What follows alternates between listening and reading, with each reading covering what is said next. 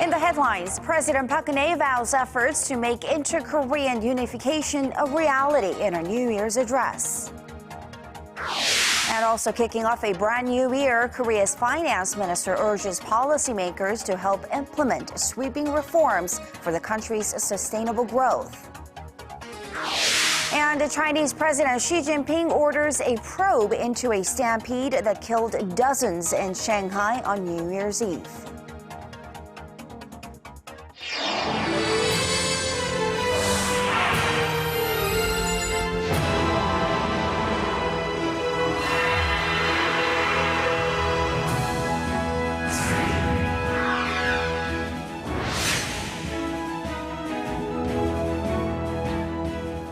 Hello, welcome to the very first primetime news for 2015. Coming to you live from Seoul, I am Kang Tae-ri. And I'm Daniel Che, filling in for Sean Lim. Good to have you with us. President Park Geun-hye hosted a New Year ceremony at her office this Friday for some 200 officials and politicians. Exactly. She did not exactly give a direct answer to North Korean leader Kim Jong-un's apparent offer for summit talks in the new year, but she did stress the importance of paving the path to unification. Song Ji-sun has more. Reunification is no longer a dream, and preparations are needed to make sure it becomes reality. In a New Year's greeting ceremony at Cheongwade on Friday, President Park Geun-hye pledged realistic plans toward realizing reunification of the two Koreas. Although she did not clearly state a response to North Korea's willingness to hold an inter-Korean summit, Park said that it's the current generation's duty to hand over a united Korea to the next, and practical measures are the only means to realizing it. President Park, in her New Year's address on the last day of 2014, expressed a determination to improve Seoul's relations with the North this year. Domestically, the president pledged reforms, saying that 2015 should be a year of national innovation. Park stressed that outdated customs and systems must be replaced across all sectors, not just with regard to the economy. President Park also noted that Seoul will work toward topping a GDP per capita income of $30,000 this year, and toward extending that figure to $40,000 per person in the near future through the government's 3-year economic reform plan. Song Ji-sun, Arirang News. Now, before hosting that New Year's gathering, President Park spoke on the phone with the UN Secretary General Ban Ki-moon. During their conversation, she asked for the UN chief's support for improving the fundamentals of inter-Korean ties and the human rights situation in North Korea. Secretary General Ban, for his part, promised efforts to better inter-Korean relations. He also praised President Park's leadership on the international stage last year, while adding that he wishes to see her take on a greater diplomatic role at the upcoming 70th UN General Assembly session, as well as at a special summit on the so-called post-2015 development agenda. North Korea watchers both at home and abroad are keeping their eyes on the New Year exchanges between Seoul and Pyongyang. Their focal point, whether the leaders of the two Koreas will be able to sit down face-to-face in 2015. Or Hwang Sung-hee reports. Under the right mood and conditions, there is no reason for us to hold back from the highest level talks. We will put our utmost efforts for practical progress in dialogue and negotiations. The South Korean government hopes to hold any form of inter-Korean talks in the near future. The two Koreas kicked off the new year by expressing their willingness for inter-Korean dialogue. But what's the chance of them getting back to the negotiating table?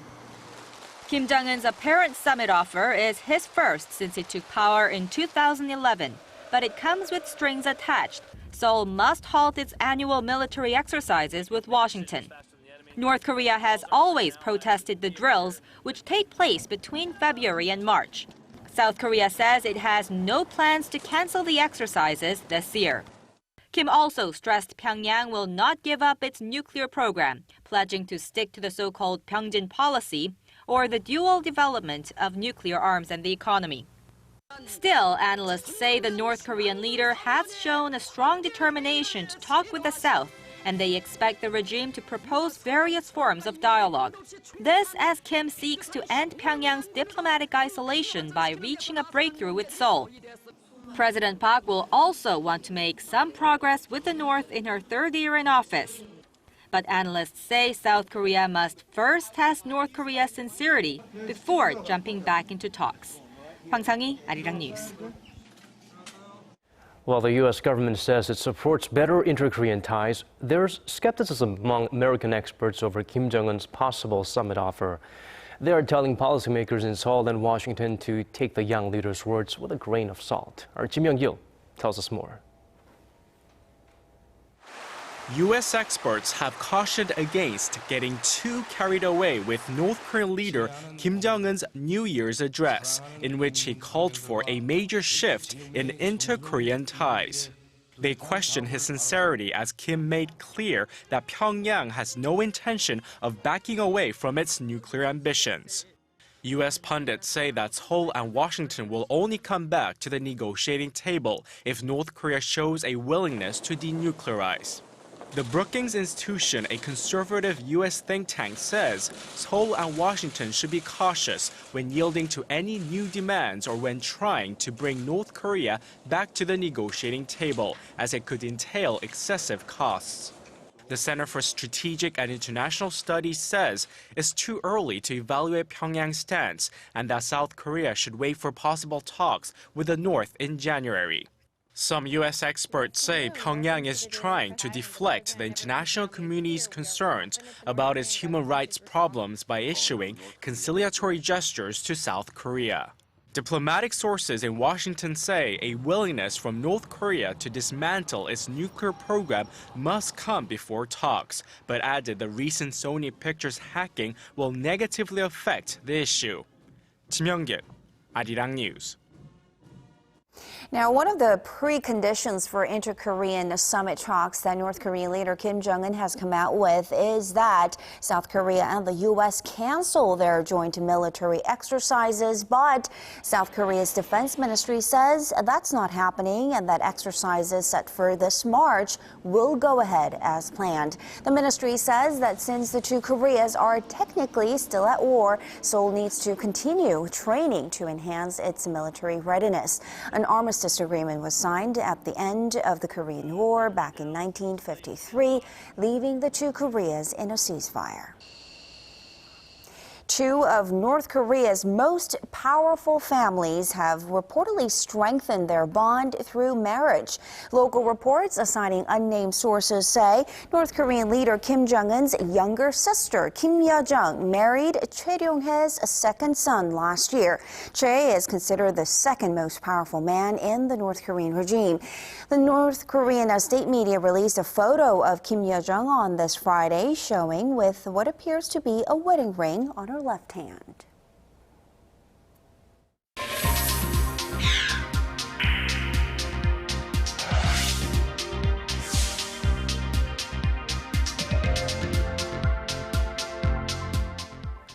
A member of the Korean medical team currently in Sierra Leone to help treat Ebola victims may have been exposed to the virus. Korea's foreign ministry says the unnamed person had direct contact with a needle that was used on an Ebola patient. The head of Korea's Disease Control Center described how it happened. Have a listen. The index finger part of the medical worker's 3-layer glove ripped while drawing blood from an Ebola patient at a treatment center near Freetown. The medical worker made contact with the needle, but shows no sign of injury or symptoms of the Ebola virus. The medical worker will be sent to a hospital in Germany on Saturday and will be placed in isolation for 21 days for observation. This development comes after a Korean team of 4 doctors and 6 nurses were sent to Sierra Leone last month. The #1 priority for Korean Finance Minister Choi Kyung-hwan this year will be pushing for structural reforms. He says without those changes, the Korean economy will face disastrous consequences. Our Hwang Ji-hye has more. Finance Minister Choi Kyung-hwan has pledged to do his best to push through structural reforms that he says are not only critical for the Korean economy, but inevitable. In his New Year's address, he said Korea would fail to create more jobs and provide more welfare benefits without the reforms. He added the government will not ignore the fact that younger, unemployed people believe they're not needed, that 1 out of every 3 employees is a temporary worker, and that retired baby boomers are rushing to open small businesses in sectors that are already highly competitive. Che said the problems stem from structural issues in the economy like an inflexible labor market, an imbalance between exports and domestic demand, a shrinking workforce due to the aging population and low birth rates, and the decreased competitiveness of major manufacturers. Che also said the Korean economy could also struggle just as the Eurozone and Japanese economies have if the government fails to meet its reform goals. In his overall evaluation of last year, the finance minister said the domestic economy managed to lay the foundation for structural reforms through aggressive expansionary policies. He added that Korea also received better sovereign ratings than Japan while expanding its free trade reach into countries like China. Hwang Ji, Arirang News. It's a brand new year, and taking a look at a brand new lineup of cars this year. Global names are rolling out new models in step with global efforts to reduce greenhouse gas emissions in 2015. Our Sun Jung-in tells us what we can expect. A brand new lineup of eco-friendly cars will be released in 2015. Hyundai Motor, which just recently unveiled a new Sonata hybrid, is expected to launch a plug-in hybrid version, as will BMW, Porsche, and Audi. The Korean automaker is also launching a new compact hybrid-only brand for the first time in the country, hoping to compete with Toyota and Honda, which are currently the only 2 companies in the world that sell hybrid-only models. The year 2015 marks an important start for the domestic green car market to expand. The competition in the compact SUV market is also forecast to be fierce. Ssangyong Motor will launch its Tivoli next year, pitting it against General Motors' Chevy Trax and Renault Samsung Motors' QM3 crossovers. Steady-selling models won't be far behind. Hyundai's Avante, which has sold over 10 million units worldwide, and Kia's Optima K5 will roll out new models in 2015. Meanwhile, in the luxury car market, the new full-size sedan Aslan and K9 Quantum will go head-to-head against each other, among others. Sun Jung-in, Arirang News. 2015 is guaranteed to be a good year for non-smokers in Korea and a difficult one for smokers. The government has hiked cigarette prices at the start of the year and expanded no-smoking zones, hoping to bring down the smoking rate in the country. Our Kwon So-hwa went to the streets to see how smokers are handling the changes. Where there was once a variety of cigarette brands of different styles and flavors, the shelves at many convenience stores stand stripped bare. This, as smokers were busy grabbing as many cigarette packs as they could before the price nearly doubled on New Year's Day. This scramble shows that many smokers in Korea are not planning on kicking the habit, as is the government's plan. While some question whether the newly inflated prices will have a long-term effect on habitual smokers, It's hard to quit. I think I will continue to smoke. many researchers believe the policy will encourage people to stop out smoking. Scientific evidence shows that the cigarette price raises about 10% would reduce tobacco consumption by about 4% in developed countries. We believe this will equally happen in Korea. And also the government implemented other tobacco control policies, so this will also help reduce tobacco consumption. Those other policies are to do with where smokers can light up. Smoking is now banned in all restaurants regardless of their size. In cafes, chairs and tables have disappeared from smoking areas, meaning customers will be allowed to smoke in a designated zone, but they will not be allowed to eat or drink while doing so. Smokers say they pay their taxes and the high cigarette prices and that this is too much. Some just leave without buying a coffee. Even though they do not contain tobacco and are usually odorless, electronic cigarettes are also subject to the ban. The new policies came into effect on January 1st, but there will be a grace period of 3 months, giving smokers and businesses time to adapt. For smokers, they'll be left with a simple choice: put up with the new strict rules or stop smoking once and for all. Kwon So-ah, Arirang News.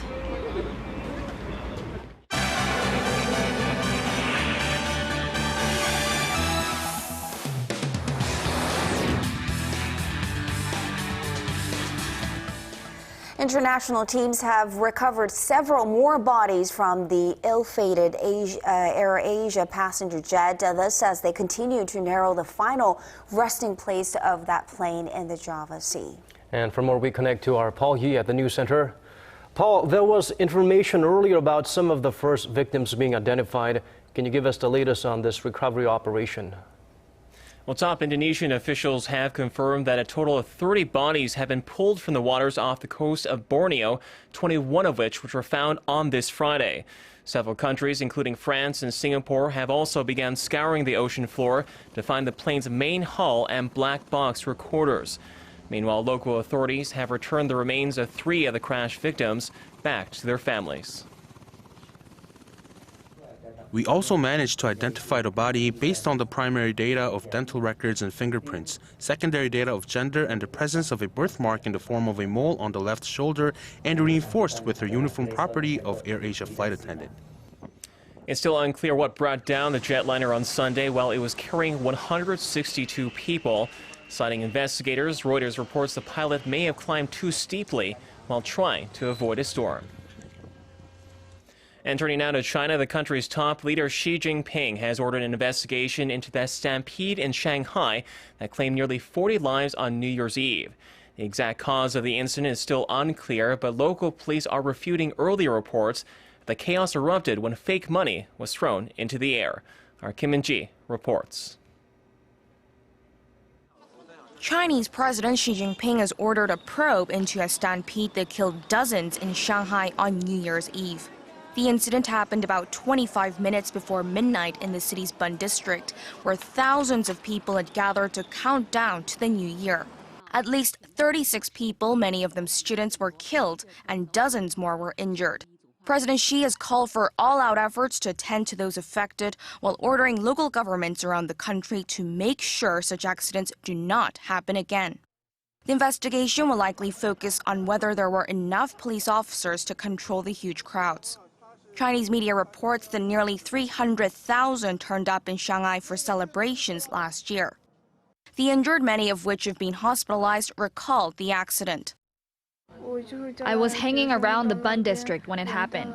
I remember standing on a step and then passing out all of a sudden. When I woke up, I was lying on the ground. There was a woman next to me who had been helping me all the way. She told me not to fall down. I guess I would have died if I had fallen down. Shanghai police denied social media reports that the stampede was triggered by people trying to pick up fake cash dropped from the balcony of a nearby nightclub. Police say the bills were thrown after the stampede took place.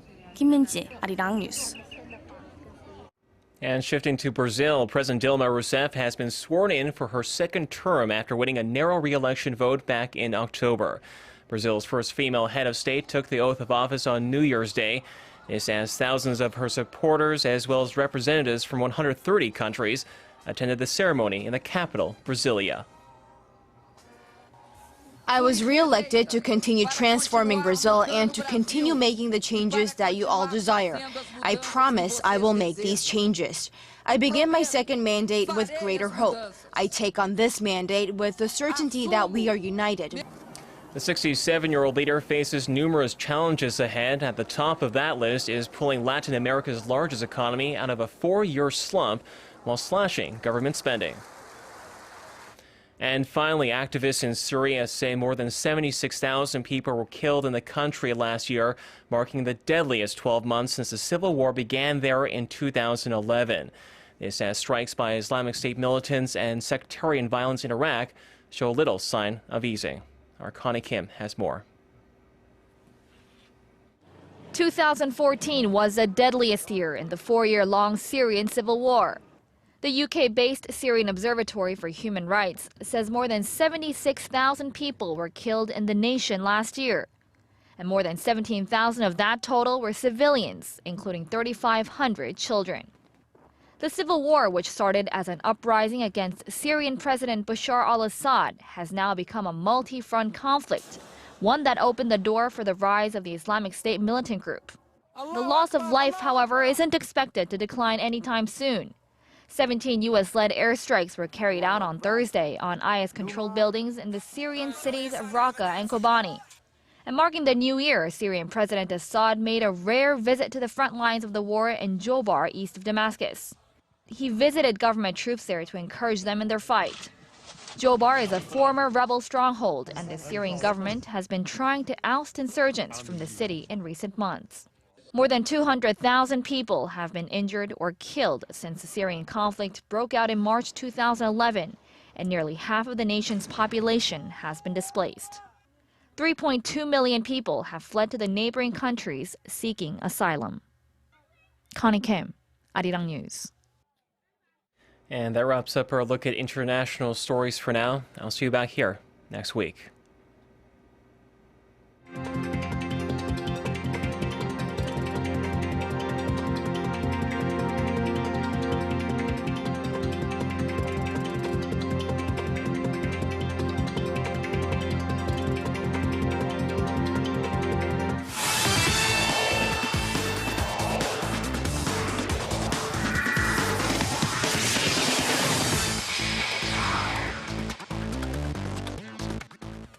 Hello and welcome. I'm Stephen Che with Friday's Sports Rundown.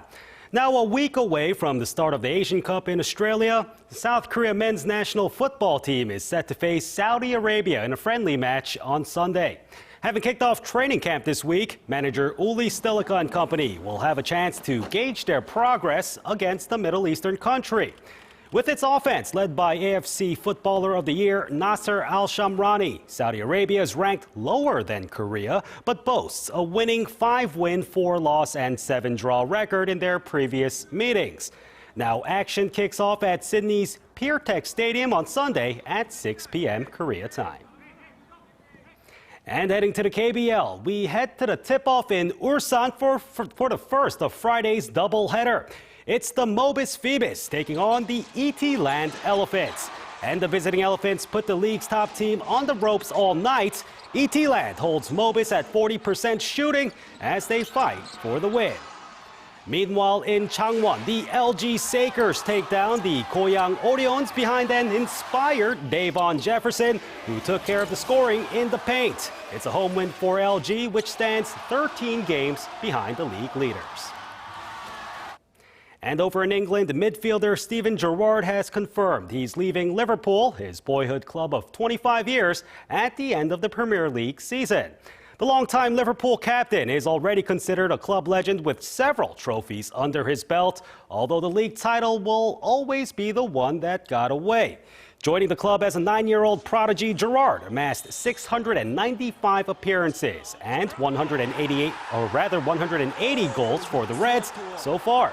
He's been linked to a possible move to the U.S. to play in Major League Soccer.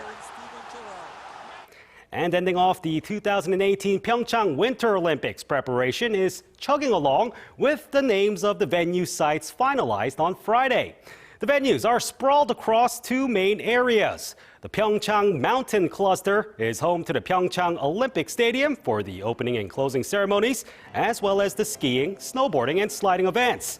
The Gangneung Coastal Cluster will play host to the ice events like figure skating at the Gangneung Ice Arena and speed skating at the Gyeongpo Oval. Progress is picking up pace with construction ongoing at most of the sites. And that wraps it up for sports this week. Your weather's up next. Have a great night or have a great weekend and good night.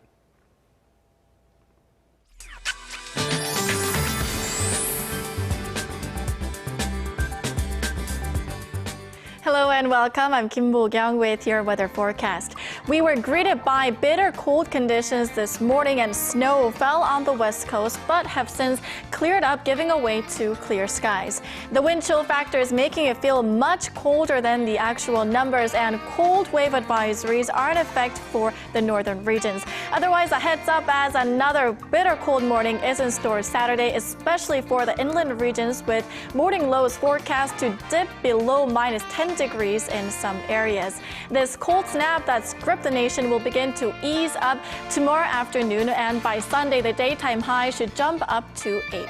Here are the readings for Saturday. Seoul reaches 2, Daegu and Gwangju 5, Busan hits 8. On to other regions, Jeju makes it to 9, Dokdo hits 6, Mount Kumgang dips to -3. That's all the updates I have for you now. Enjoy your weekend, and I'll be back with more after midnight. See you then. Well, that's primetime news for this Friday. Thank you for staying with us. This has been Daniel Che. Sean Lim will be right back where he belongs next Monday. Exactly. And I'm Kang Chae-ri. Have a great weekend, everyone. We'll see you again soon.